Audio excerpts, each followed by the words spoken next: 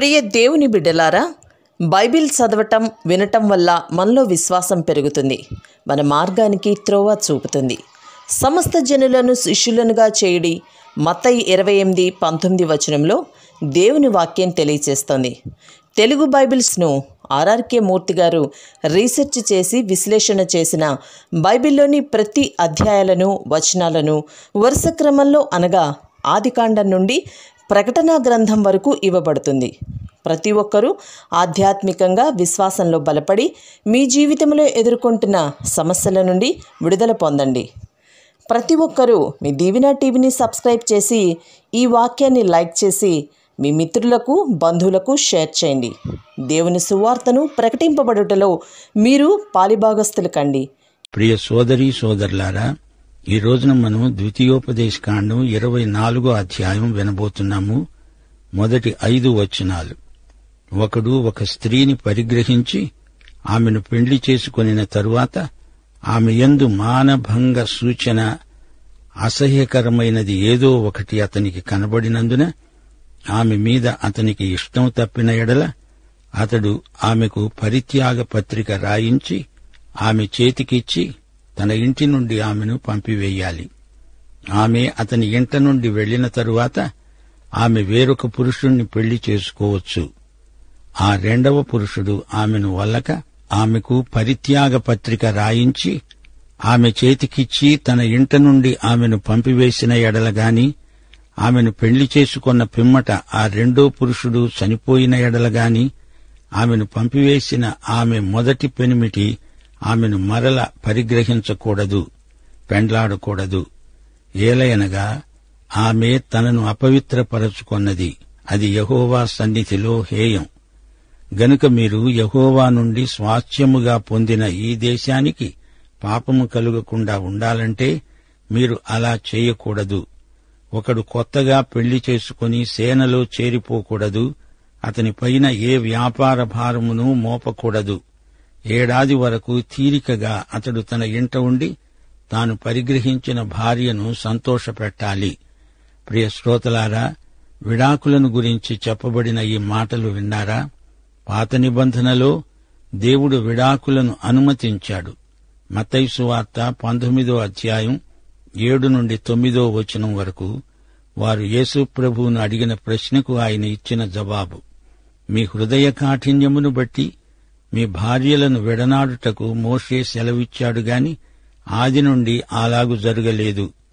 వ్యభిచారము నిమిత్తము తప్ప తన భార్యను విడనాడి మరి ఒకతను పెళ్లి చేసుకునేవాడు వ్యభిచారం చేస్తున్నాడని, విడనాడబడిన దానిని పెళ్లి చేసుకునేవాడు వ్యభిచారం చేస్తున్నాడని మీతో చెప్తున్నాను. చూచారా, యేసు ప్రభువు విడాకులకు అనుమతి ఇవ్వటం లేదు. వ్యభిచార కారణాన్ని బట్టి మాత్రమే విడాకులు ఇవ్వవలసి ఉంటుంది. అనగా వివాహ ప్రమాణాలకు విధేయులై భార్యాభర్తలు జీవించాలి. 1 కొరింథీ 7వ అధ్యాయంలో కూడా ఇదే అంశం ప్రస్తావించబడింది. మోషే వారి హృదయ కాఠిన్యమును బట్టి విడాకులను సమ్మతించాడు. మానవుల హృదయాలు రానురాను కఠినమైపోతున్నాయి. అసలు విడాకులకు కారణం వారి హృదయ కాఠిన్యమే. దేవుడు కృపాకనికరములు గలవాడు. మన జీవితంలో కొన్నింటిని ఆయన తాత్కాలికంగా అనుమతించవచ్చు. అయితే ఈ విషయాన్ని గ్రహించి విశ్వాసులు అసలైన దేవుని చిత్తానికి తమ జీవితాలను మలుచుకోవాలి. విడాకుల విషయంలో తీర్పు చెప్పేటప్పుడు దైవ సేవకులు సానుభూతిపూర్వకంగా సమస్యను అర్థం చేసుకోవాలి. వివాహ ప్రమాణాలు పరిశుద్ధమైనవి. ఎట్టి పరిస్థితిలోనైనా వాటిని నెరవేర్చి తీరాలి. యుద్ధంలో చేరేవాడు కొత్తగా పెళ్లి చేసుకున్నవాడై ఉండకూడదు. ద్వితీయోపదేశకాండం 24వ అధ్యాయం 6-7 వచనాలు. తిరగటినైనా తిరగటి మీది దిమ్మెనైనా తాకట్టు పెట్టకూడదు. అది ఒకని జీవనాధారమును తాకట్టు పెట్టినట్లే. ఒకడు ఇశ్రాయేలు కుమారులైన తన సహోదరులలో ఒకణ్ణి దొంగతనం చేస్తూ ఉండగా పట్టుకుంటే ఆ దొంగ చావాల్సిందే. అలాగు చేస్తే ఆ చెడుతనాన్ని మీ మధ్య నుండి పరిహరించిన వారవుతారు. బానిసత్వాన్ని దేవుడు గర్హిస్తున్నాడు.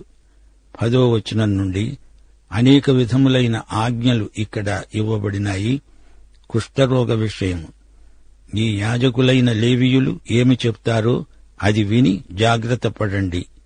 మీరు ఈజిప్టు నుండి వచ్చినప్పుడు త్రోవలో మీ దేవుడైన యెహోవా మిర్యామునకు చేసిన దానిని జ్ఞాపకం చేసుకోండి. నీ పొరుగువారికి ఏదైనా అరువిస్తే తాకట్టు వస్తువు తీసుకోవడానికి అతని ఇంటిలోకి వెళ్లకూడదు. నీవు బయట నిలవాలి. అతడు బయట ఉన్న నీ వద్దకు తాకట్టు వస్తువు తెస్తాడు. ఆ మనుష్యుడు పేదవాడైన ఎడల నీవు అతని తాకట్టును ఉంచుకొని పండుకొనకూడదు. సూర్యుడు అస్తమించేలోగా అతని తాకట్టు వస్తువును అతనికి మరల అప్పగించాలి. అది నీ దేవుడైన యెహోవా దృష్టికి నీతి. నీ సహోదరులలోనే కాని, నీ దేశమందలి ఏ గ్రామమందైనా గాని, పరదేశులలోనే కాని దీన దరిద్రుడైన బీద కూలివానిని బాధించకూడదు. ఏ నాటి కూలి ఆనాడే ఇవ్వాలి. సూర్యుడు అస్తమించకముందే అది ఇవ్వాలి. అతడు బీదవాడు గనుక దానిమీదే ఆశ పెట్టుకుని ఉంటాడు. అప్పుడది నీకు పాపమవుతుంది. కుమారుల దోష శిక్షను బట్టి తండ్రులకు మరణశిక్ష విధించకూడదు. తండ్రుల దోష శిక్షను బట్టి కుమారులకు మరణశిక్షను విధించకూడదు. ఎవరి దోష శిక్షను బట్టి వారే మరణించాలి. పరదేశికే గాని తండ్రి లేని వానికే గాని న్యాయం తప్పి తీర్పు తీర్చకూడదు. విధవరాలి వస్త్రమును తాకట్టుగా తీసుకోకూడదు. నీవు ఈజిప్టులో దాసుడవై ఉండగా నీ దేవుడైన యెహోవా నిన్ను అక్కడ నుండి విమోచించి తెచ్చాడని జ్ఞాపకం చేసుకో. అందుచేత ఈ విధంగా ప్రవర్తించాలని నేను నీకు ఆజ్ఞాపిస్తున్నాను. నీ పొలములో నీ పంట కోసేటప్పుడు ఒక పన మరచిపోయిన ఎడల అది తెచ్చుకోవడానికి నీవు తిరిగి వెళ్లకూడదు. నీ దేవుడైన యెహోవా నీవు చేసే పనులన్నిటిలో నిన్ను ఆశీర్వదించాలని, అది పరదేశులకు తండ్రిలేని వారికి విధవరాండ్రకు మాత్రమే ఉండాలని చెప్పాడు. నీ ఆలివ్ పండ్లను ఏరేటప్పుడు నీ వెనుక ఉన్న పరిగెను ఏరుకోకూడదు. అవి పరదేశులకు తండ్రిలేని వారికి విధవరాండ్రకు వదిలిపెట్టాలి. నీవు ద్రాక్ష పండ్లను కోసేటప్పుడు నీ వెనక ఉన్న పరిగెను ఏరుకోకూడదు. అది పరదేశులకు తండ్రిలేని వారికి విధవరాండ్రకు విడిచిపెట్టాలి. నీవు ఈజిప్టు దేశమందు దాసుడవై ఉండేవాడవని జ్ఞాపకం చేసుకో. అందుచేత ఈ కార్యం చెయ్యాలని నీకు ఆజ్ఞాపిస్తున్నాను. సోదరీ సోదరులారా, దిక్కులేని వారికి దేవుడే దిక్కు, నిస్సహాయులకు దేవుడే సహాయం. దురదృష్టవంతులైన ప్రజలకు, దరిద్రులకు దేవుడు సదుపాయం చేశాడు. రూతు గ్రంథంలో ఈ విషయం విపులంగా వింటాము. సోదరీ సోదరులారా, ఈ అధ్యాయంలో వివాహమును గురించి, దారిద్ర్యమును గురించి ఎన్నో ధర్మశాస్త్రీయ సూచనలు చెప్పబడ్డాయి. ఒక స్త్రీ విడాకులు తీసుకొని మరొకరిని చేసుకుంటే ఆ రెండో భర్త విడాకులిచ్చినా లేదా అతడు చనిపోయినా ఆమెను మొదటి భర్త తిరిగి పెండ్లాడకూడదు. అసలు మొదటిసారి ఆమెకు భర్త ఎందుకు విడాకులిచ్చాడు? ఆమెలో ఏదో మానభంగ సూచన అతనికి కనపడింది. అది వ్యభిచారమా? ఒకవేళ అది వ్యభిచారమని రుజువైతే ఆమెను, ఆమెతో వ్యభిచరించిన వాణ్ణి రాళ్లతో కొట్టి చంపాలి. ఈ విషయం ద్వితీయోపదేశకాండం 22వ అధ్యాయం 22వ వచనంలో తేటగా చెప్పబడింది. అలాంటి సందర్భంలో విడాకుల ప్రసక్తే లేదు. శిక్ష విధించబడుతుంది. అది మరణశిక్ష మాత్రమే. ద్వితీయోపదేశకాండం 23వ అధ్యాయం 14వ వచనంలో చెప్పబడినట్లు మీలో అసహ్యమైనదేదీ కనపడకూడదు. అసహ్యమైనదేదో ఫలానిది అని చెప్పబడలేదు. దీనికి అర్థం ఒకటే. తన భార్య యందు అసహ్యకరమైనది ఏదైనా ఉంటే అప్పుడతడు పరిత్యజించవచ్చు. సోదరీ సోదరులారా, గమనించండి. ఈ అధ్యాయంలో ఒకసారి విడువబడిన స్త్రీని మొదటి భర్త పునర్వివాహం చేసుకోకూడదని చెప్పబడింది. అది వారి హృదయ కాఠిన్యాన్ని సూచిస్తుంది. అనగా విడాకులు అనే తీర్మానం అంతిమ తీర్మానం. నూతనముగా వివాహమైన జంట 1 ఏడాది పాటు కలిసి ఉండాలి. పాత నిబంధనలో ఇశ్రాయేలీయులు బీదల పట్ల దయ కలిగి ఉండాలని పదే పదే నొక్కి చెప్పబడింది. బీదలకు అన్యాయం చేయకూడదు. వారి బీదతనాన్ని ఆసరా చేసుకుని వారిని అణగదొక్కకూడదు. అక్కరలో ఉన్న బీదలను కనికరంతో చూడాలి. వారిని పీడించకూడదు. బీదల ఆర్థిక స్థితిని మెరుగుపరిచేటందుకు ధనికులు చేయూతనివ్వాలి. యాకోబు పత్రిక 1వ అధ్యాయం 27వ వచనం, తండ్రి అయిన దేవుని ఎదుట పవిత్రమును నిష్కళంకమును అయిన భక్తి ఏదనగా దిక్కులేని పిల్లలను విధవరాండ్రను వారి ఇబ్బందిలో పరామర్శించడము, ఇహలోక మాలిన్యము తనకంటకుండా తనను తాను కాపాడుకొనడము. ఇతరులతో లావాదేవీలు పెట్టుకునేటప్పుడు తమ హక్కుల కోసం ఇతరులను బాధించకూడదు. అవతలి వారి అక్కరలను కూడా గమనించాలి. ఇశ్రాయేలీయులు తమ బాకీలు వసూలు చేయటంలో అవతలి వ్యక్తిపై ఒత్తిడి తేకూడదు, వేధించకూడదు. రూతు గ్రంథంలో ఒక ఆసక్తిజనకమైన విశేషమున్నది. ఆమె బోయజు పొలంలో ప్రవేశించింది, కింద పడిన పనలను ఏరుకున్నది. ఈ విధంగా తాను తన అత్త అయిన నయోమి జీవనం చేశారు. రూతు బీదరాలు. బీదల కోసమై ధర్మశాస్త్ర నియమం ప్రకారం పొలం పంట సమయంలో పనివారు క్రిందపడిన పనులను వదిలేయాలి. ఇప్పుడు మనం 25వ అధ్యాయంలోకి వస్తున్నాము. ఈ అధ్యాయంలో మొదటి 3 వచనాలు, మనుష్యులకు వివాదం కలిగి న్యాయసభకు వచ్చేటప్పుడు న్యాయాధిపతులు విమర్శించి నీతిమంతుణ్ణి నీతిమంతుడని, దోషిని దోషి అని తీర్పు తీర్చాలి. ఆ దోషి శిక్షకు పాత్రుడుగా కనపడిన ఎడల న్యాయాధిపతి వానిని పండుకొనబెట్టి వాని నేరం కొలది దెబ్బలు లెక్కపెట్టి తన ఎదుట వాణ్ణి కొట్టించాలి. 40 దెబ్బలు కొట్టించాలి.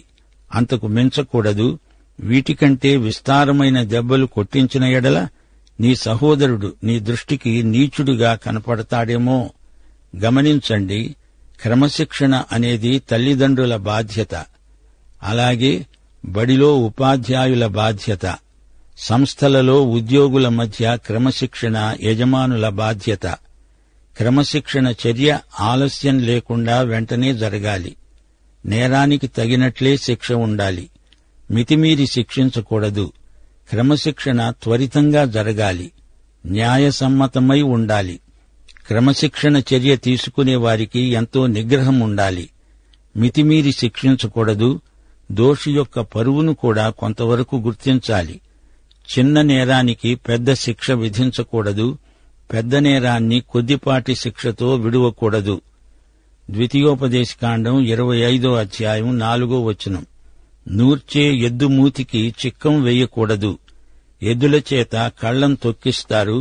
ఎద్దు ఎంతో కష్టించి పనిచేస్తుంది. దానికి కడుపు నిండా దాణా పెట్టాలి. అది ఏమీ మెయ్యకుండా మూతికి చిక్కం వేయకూడదు. 1 కొరింథీ 9వ అధ్యాయం 9-10 వచనాలు, 1 తిమోతి 5వ అధ్యాయం 17-18 వచనాలు ఇదే సంగతిని వివరిస్తున్నాయి. కళ్లం తొక్కుతున్న ఎద్దు మూతికి చిక్కం పెట్టవద్దు అని మోషే ధర్మశాస్త్రంలో రాయబడి ఉన్నది. దేవుడు ఎడ్ల కొరకు విచారిస్తున్నాడా? కేవలము మన కొరకు దీనిని చెప్తున్నాడా? అవును, మన కొరకే గదా ఈ మాట రాయబడింది. ఏలయనగా దున్నేవాడు ఆశతో దున్నాలి, కళ్లం తొక్కించేవాడు పంటలో పాలు పొందుతాను అనే ఆశతో తొక్కించాలి.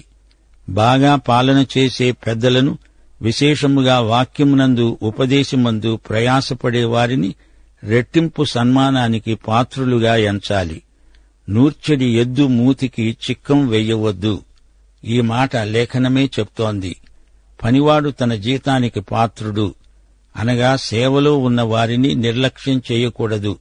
వారి అక్కర కొలది వారికి ద్రవ్య సహాయం చెయ్యాలి. క్రైస్తవ సేవలో ఉన్నవారు సన్మానానికి పాత్రులు. దైవ సేవకుల అక్కరలను గమనించాలి. అంతేకాదు, మన పనివారి విషయం కూడా లోభులమై ఉండకూడదు. ఉదారంగా చూడాలి. ద్వితీయోపదేశకాండం 25వ అధ్యాయం 5-10 వచనం వరకు, సహోదరులు కూడి నివసిస్తూ ఉండగా వారిలో ఒకడు సంతానము లేక చనిపోయిన ఎడల చనిపోయిన వాని భార్య అన్యుణ్ణి పెళ్లి చేసుకోకూడదు. ఆమె పెనిమిటి సహోదరులు ఆమెను పెండ్లాడి తన సోదరునికి మారుగా ఆమె ఎడల భర్త ధర్మం జరపాలి. ఆమె కనే జ్యేష్ఠ కుమారుడు చనిపోయిన సహోదరునికి వారసుడుగా ఉండాలి. చనిపోయిన సహోదరుని పేరు ఇశ్రాయేలీయులలో నుండి తుడిచివేయబడకుండా ఇలా చెయ్యాలి.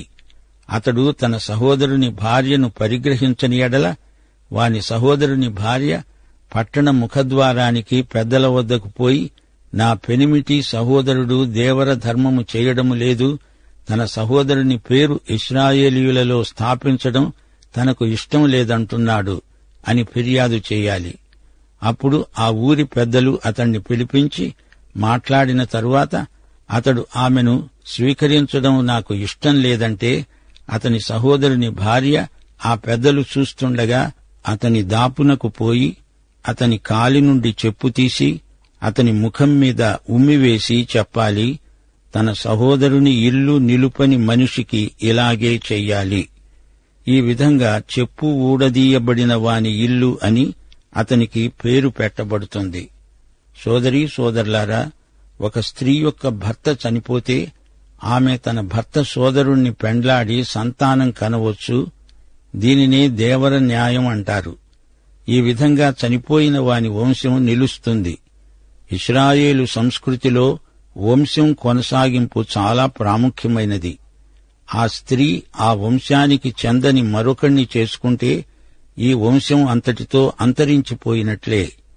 ఆదికాండం 38వ అధ్యాయంలో తామారు కథ మీకు జ్ఞాపకముంది గదా. తామారు యూదా జ్యేష్ఠ కుమారుణ్ణి పెండ్లాడింది. అతడు చనిపోయాడు. అతని తమ్ముడు తామారును పెండ్లాడడానికి ఒప్పుకోలేదు. దేవర న్యాయానికి విఘాతం కలిగింది. ప్రియ శ్రోతలారా, ఇశ్రాయేలు కుటుంబాలు వారి వారసత్వాలు ఏ విధంగా కొనసాగుతూ ఉండేవో ఇక్కడ మనం చూడగలం.